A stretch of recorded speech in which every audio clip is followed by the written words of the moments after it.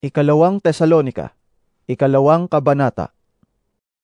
Mga kapatid, tungkol naman sa pagbabalik ng ating Panginoong Hesukristo at sa pagtitipon sa atin upang makapiling niya, nakikiusap kami sa inyo na huwag agad magugulo ang inyong isipan o mababahala kung mabalitaan ninyong dumating na ang araw ng Panginoon.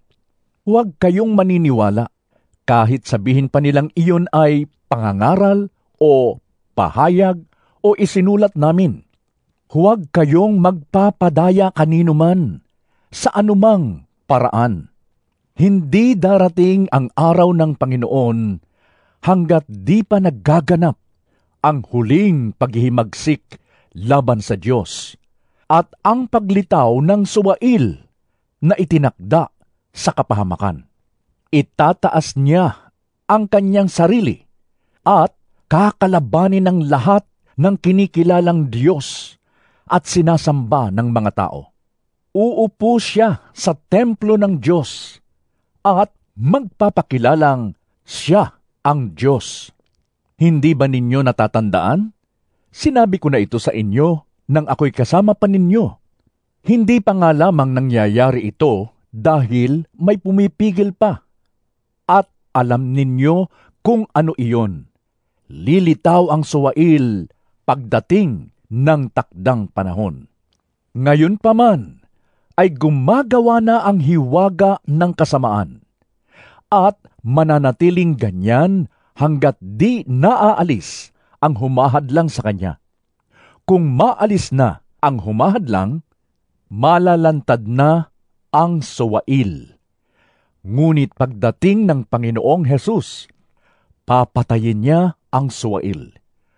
Bubugahan niya ito ng hininga mula sa kanyang bibig at pupuksain sa pamamagitan ng kanyang nakakasilaw na liwanag. Paglitaw ng suwail, taglay niya ang kapangyarihan ni Satanas.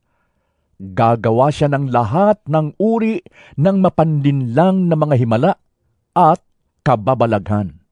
Gagamit siya ng lahat ng uri ng pandaraya sa mga mapapahamak dahil ayaw nilang mahalin ang katotohanan na makakapagligtas sana sa kanila. Dahil dito, hahayaan ng Diyos na sila'y malinlang ng espiritu ng kamalian at maniwala sa kasinungalingan. Sa gayon, mapaparusahan ang lahat ng natuwa sa paggawa ng kasamaan sa halip na maniwala sa katotohanan. Mga kapatid na minamahal ng Panginoon, dapat kaming magpasalamat palagi sa Diyos dahil sa inyo. Kabilang kayo sa mga unang pinili niya upang pagkalooban ng kaligtasan sa pamamagitan ng Espiritu Santo at ng inyong pananalig sa katotohanan.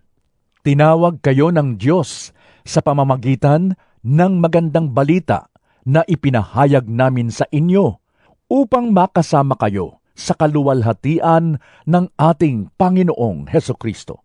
Kaya nga, mga kapatid, magpakatatag kayo at panghawakan ninyo ang mga katuruang ipinasa namin sa inyo sa pamamagitan man ng aming sinabi o isinulat. Aliwin nawa kayo ng ating Panginoong Hesukristo mismo at ng ating Diyos Ama na umibig sa atin at dahil sa kanyang kagandahang loob ay nagbigay sa atin ng walang hanggang kaaliwan at magandang pag-asa.